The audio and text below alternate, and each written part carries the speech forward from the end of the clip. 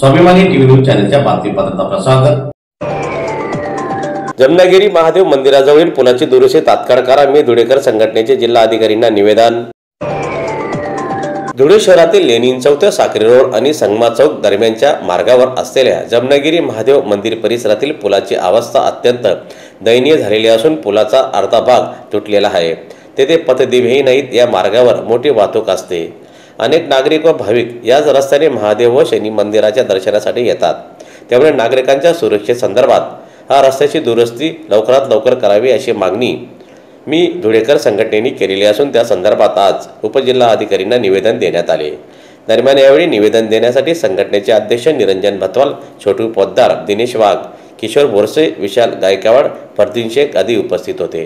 धुळे शहर येथील जमनागिरी रोड येथे एफसीआय गोडाऊन ते जुने महादेव मंदिर याच्यामध्ये एक छोटासा ब्रिज आहे, पूल आहे व तो पूल अतिशय खराब अवस्थेत आला आहे व अक्षरशः तुटलेला आहे व अजूनही त्या पुलाचा प्रवास दत्त मंदिर ते साक्री रोडकडे जाण्यासाठी प्रवासी जे नागरिक असतात ते दिवसरात्र करत असतात।